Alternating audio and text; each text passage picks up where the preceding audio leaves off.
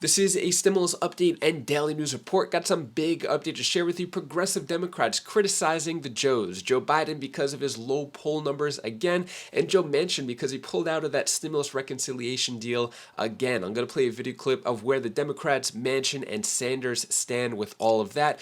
Price of gas has dropped down to $4 a gallon, but will it stay that low? I'm going to play a video clip from the White House giving predictions of the gas prices as well as inflation. And when it comes to the $2,000 stimulus checks that are going out now, I'll let you know who could apply for those, as well as the other $2,000 stimulus checks in another state, and I'll give you some other more important updates as well. Hope you're having a terrific Tuesday. If you appreciate the fact-based, fast-paced updates, hit the like button down below, and I'm giving $200 checks to my subscribers. I'll talk more about that later on in the video, but first, progressive Democrats can't stop criticizing the Joes, Manchin and Biden. So, as I mentioned before, President Biden, new approval numbers came out. So Biden approval rating at 38%, CNN poll finds, which is not too good. So approval rating sits at 38%, with the low mark largely attributable to the softening approval among Democrats. A poll found that 62% of the public disapproves of Biden's job performance, with frustrations over his handling of the economy and inflation specifically fueling discontent. 30%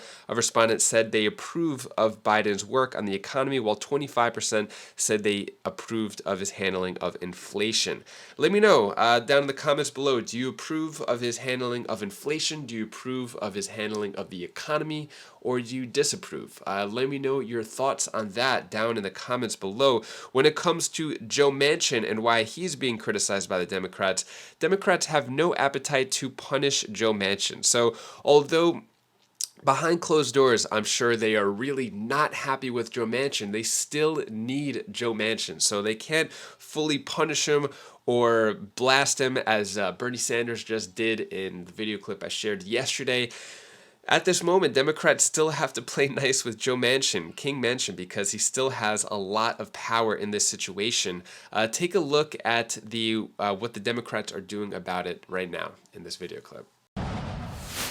So Senator Bernie Sanders is publicly slamming Joe Biden after the West Virginia Democrat torpedoed President Biden's Joe Manchin after he torpedoed President Biden's climate and tax agenda. Take a listen. You have people like Manchin, Sinema to a lesser degree, who are intentionally sabotaging the president's agenda, what the American people want, what a majority of us in the Democratic caucus want. Nothing new about this. And the problem was that we continue to talk to Manchin like he was serious. He was not. But over at the White House, the rhetoric is noticeably less fiery. Look, I'm not going to get into the twos and fro's and the back and forth. What I'll say is this, is that the president for some time has been laying out what we need to do on clean energy. That if Congress and the Senate is not going to act on that front, then he is going to take the powers that he has with executive authority and take steps on that front. Our panel is back to discuss this. So, Manu, obviously, people are furious. And, although some people would be like, well, Bernie Sanders is not a Democrat, but he's speaking for the progressive wing of the party right now. Yeah, and look, he may not like it, but Bernie Sanders has to deal with the reality that they are in a 50-50 Senate, and they're trying to pass Joe Biden's agenda through a budget process that requires them to do it along straight party lines, or they can do it along straight party lines, which is what they are trying to do. So that means they need Manchin's support, and that's why they've been frustrated for over the past year of trying to get a deal. Remember where they started. I mean, they started talking about a $3.5 trillion massive expansion of the social safety net. Manchin was open to it. He was talking about it. He suggested something much less than that, $1.5 trillion. They went back and forth all year about that, and now they're not even getting anywhere close to that. But there could be some significant policy changes. He is open to allowing Medicare to negotiate the price of prescription drugs. He's also willing to extend expiring subsidies under the Affordable Care Act. So there could be some policy provisions that get into law, but that's still not going to be enough for what the left wants. And for those who are paying attention, that is of the things that they started with, they're down to 2 of the items. And the White House is, as you heard there from Brian Deese, really not taking this as an opportunity to slam Manchin, because they think that they need to get to a deal with him. Politico writes this: unlike Sanders, Schumer and the White House are not attacking Manchin. They want to move past. They want to move past him and emphasize the victory achieved rather than what was lost. A reconciliation bill that lowers prescription drug prices and extends subsidies to millions of Americans who rely on the ACA will be one of the largest healthcare bills passed in a long time. In other words, take the win. Yeah, and expect to hear more of that from the White House and President Biden's allies in the coming days and weeks, where essentially the message is, look, we're focused on what we can get. We are focused on not what's already happened, but what actually is still salvageable. But the reality is that, as Manu just said, there is real frustration. There's real frustration at Joe Manchin, although the White House has long sort of stopped reading out any activities, communications between the White House and Senator Manchin. I think that there's growing frustration that you hear from the base, from Democrats who feel like, well, we know we have a Democratic president in the White House. We know that Democrats control Congress, so why isn't more getting done? Of course, the political reality is what you just pointed out. It is a 50-50, evenly divided Senate. They can't get anything done unless Joe Manchin gets behind and every member of the party gets behind. We are quickly approaching the midterms as well, and these frontline Democrats are sounding the alarm.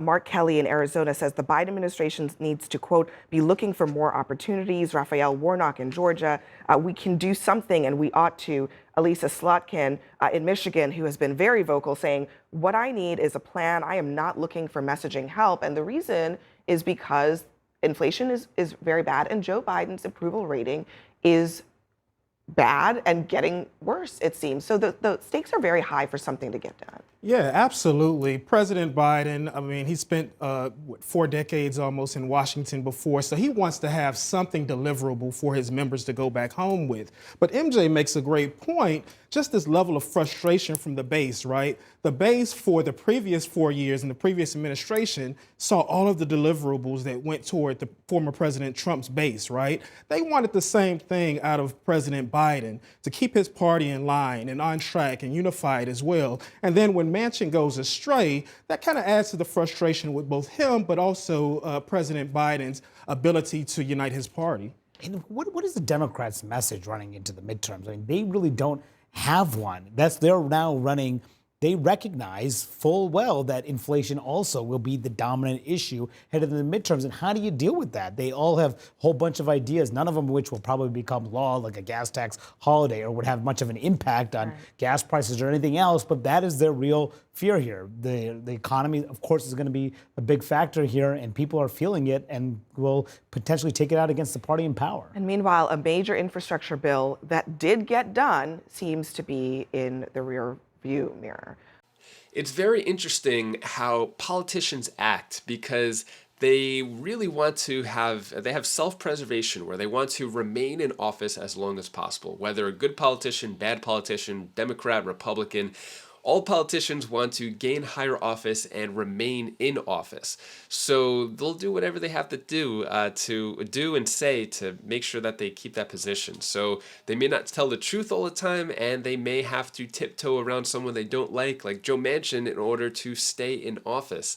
Really interesting dynamics over there. When it comes to gas, so more U.S. stations are selling gas for less than $4 a gallon. So prices continuing to go down, but will they stay this low? According to the White House White House Energy Security Advisor, special advisor actually, take a look at what he has to say here. What do you expect the trend to be in gas prices? Well, first, good evening, and Lawrence, thank you for having me. I think your chart shows it well.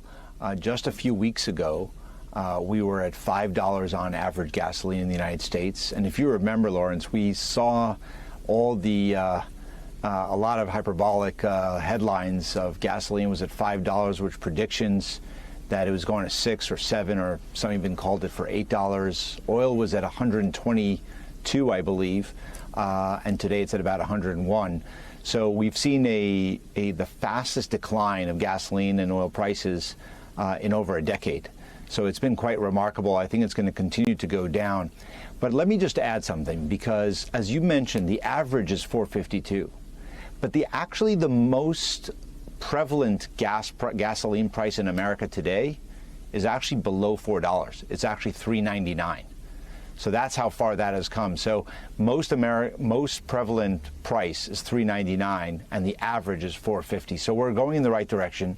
The president still thinks that's too high, and we're still working as hard as we can to take all the action that the president has to date that has resulted in this lower price and trying to bring that price down. And of course, you're 100% right. By perspective, we're still paying a lot less, and that's across the board on all energy prices. What is your sense and what is your reckoning of the contribution to inflation that the higher gas prices have contributed, and what will the decline mean for inflation? Well, first, there's no doubt that energy plays a significant role in inflation, because we're not a food farm to table. We're a farm to truck to table. So everything that our food prices are heavily dependent on the price of gasoline, the price of diesel, the price of energy that it takes to do irrigation and for crops and for animal feed. So across the entire chain, when it's transportation or gasoline and energy prices as well as food prices, they all affect each other. So there's a real correlation between the high energy prices, high oil prices, natural gas prices onto what inflation is. So as we saw, the last CPI was high, and that included a lot of energy in it. We'll see some decline, I expect, in the next inflation, but as prices come down, that's clearly going to ease inflation. But most importantly, it's really going to be gasoline, as you know, is one of those prices that Americans feel very, very intimately. Everybody knows the price of gasoline. And so that doesn't only hurt you in the pocket, it really has a psychological effect of seeing those prices so much higher than people are used to. And to be honest, the president has been laser focused on this for the last several months.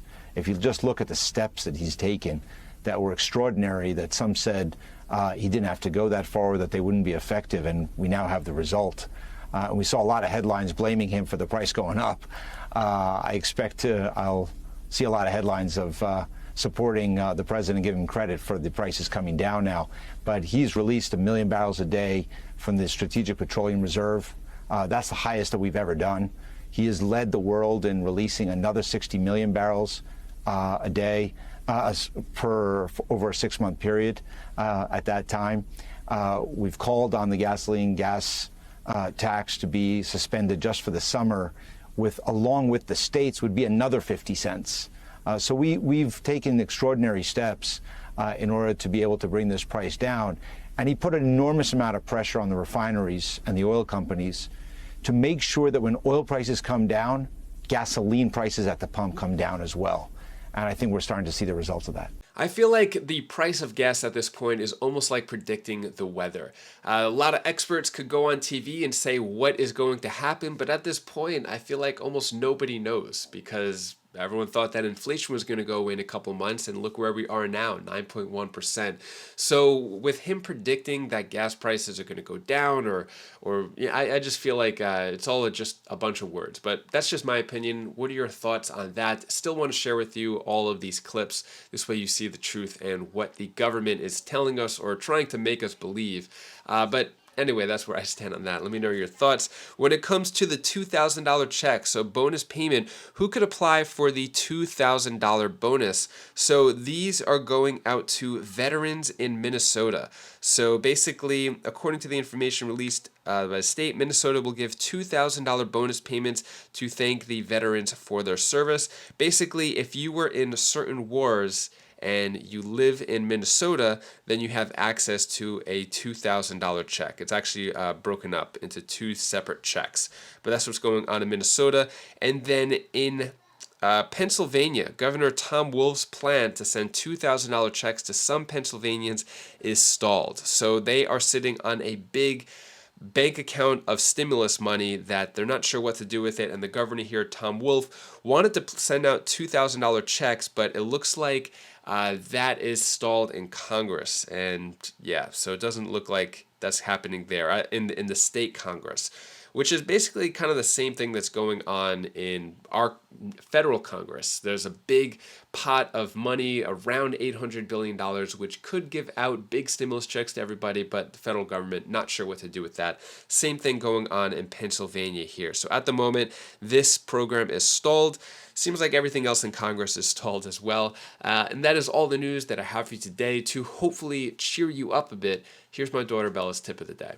Hi guys, this is Belle. This is the tip of the day. I want to tell you the one thing that you should do. When a flower's already dead, don't water the dead flower. That means that when you have a friend and they don't want to be with your relationship, then find a new friend. I know it's hard, but you have to. Then you'll learn from them. So I got a friend, and they didn't want to be with me, so I couldn't help it, but I had to find a new friend better. So I did. So that's all I wanted to tell you for today. Bye. Isabella. Thank you so much for watching. Appreciate your support. Don't forget, giving out $200 checks. Have details down in the description below if you want to sign up to potentially win those. Doing that on a monthly basis now. I did it last month, and it's pretty cool giving money out to the subscribers. I like that feeling. But anyways, if you want to check out my latest videos on my other channels, you could click up here, and I'll see you in the next video. Take care, be safe. Thank you for watching.